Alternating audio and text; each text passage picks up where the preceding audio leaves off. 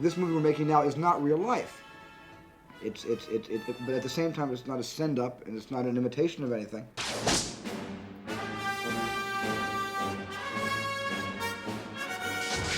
Her torch is going out. The snakes are even closer to her now. Indy climbs to the head of the statue. He braces his back against the wall and puts his feet on the arm. I had been looking for action adventure. I had been looking to do something that would take me globe-trotting. And that was one of the things I told George Lucas when I spent time with him in Hawaii in '77, which was I really want to make a globe-trotting movie like James Bond. So I had that in my appetite. It was on my sort of horizon that by hook or by crook I would somehow make a kind of international movie involving action and chases and big set pieces and a fantastic John Williams score. I just didn't quite know, I had the template, I didn't quite have the carrier pigeon. And until George mentioned this idea that he had had about Indiana Jones.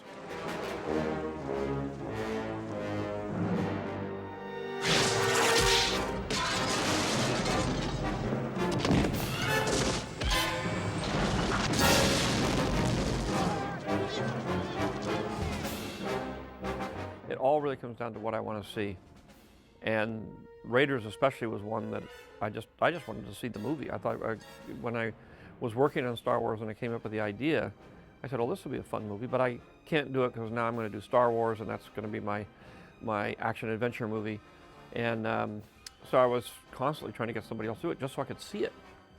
I just really expressed to George my desire to, make a movie that I had been raised on, the kind of film that really had attracted, my attention as a kid growing up, which was these spectacular international adventure stories that were mainly represented by these very cheaply made, low-budget black and white Republic serials. That was the idea. Good. I just didn't understand. We agreed a lot on movies and had the same aesthetic. And generally, I'm not crazy about working with my friends because, it's like anything else. You can sort of damage your friendship that way. But Stephen and I are so simpatico that it was very easy for us to work together.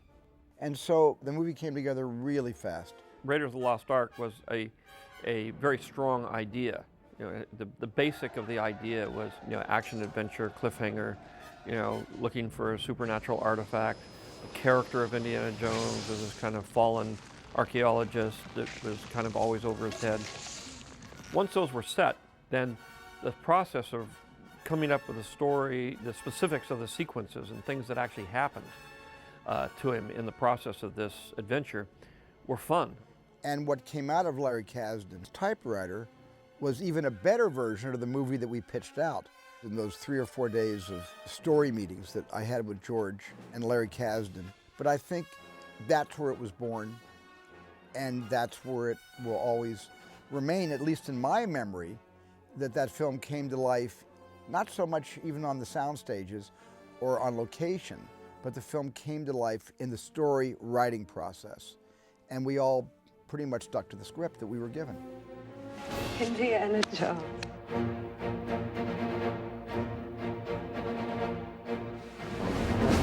It was inconceivable to me that we wouldn't find the right actor to play Indiana Jones, even though Harrison Ford wasn't even being talked about in those days. It was this actor, it was that actor, it was eventually Tom Selleck, and then Tom was preempted from doing our movie after we cast him because of a CBS show that we all know called Magnum P.I.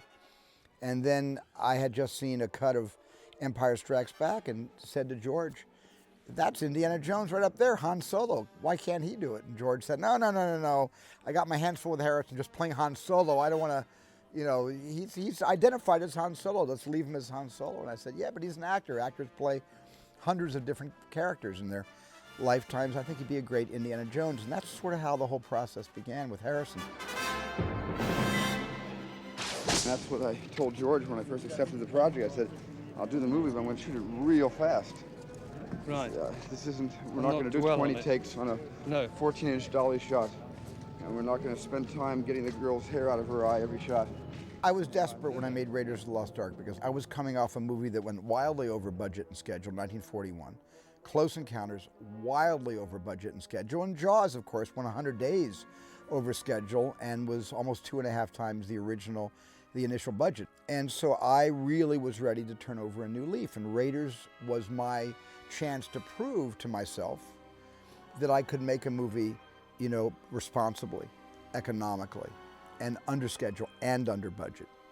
And so that's what I set out to do, with a little help from my friend George Lucas, who's a tremendous producer and gave me a lot of hints and pointers on how to be prepared and how to prepare myself to be able to do this picture responsibly. So in a way, I had a lot to prove to myself after these movies that were very they were successful, but they were a little bit capricious. At least I was capricious in my looking at my budget and schedule and saying, I'm going to need more days, more time, Friday night. If we don't get this, we don't get the shot. If we don't get the shot, we don't get the movie.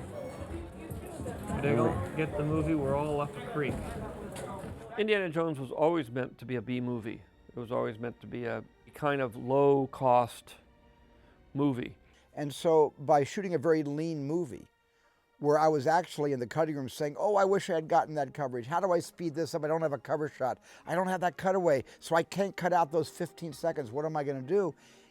It was challenging, but it was a great object lesson, because by the end of the movie, I had made the picture for about 15 or 16 days under the 84, 85-day schedule. And I had made it for exactly the budgets that we had committed going in. And so, I wasn't thinking about making any kind of a movie that was a classic or any kind of a movie that was going to be a huge success, although I was thinking about making a film the audience would like. But I was trying to make a movie that was fiscally responsible. Raiders of the Lost Ark was a dream for me. The script came out better than I could possibly imagine. Steven, when he started directing, it came out even better than the script. So every step of the way, it was getting better and more fun and more exciting. And of all the movies I've made, it's the one that was the most fun of all.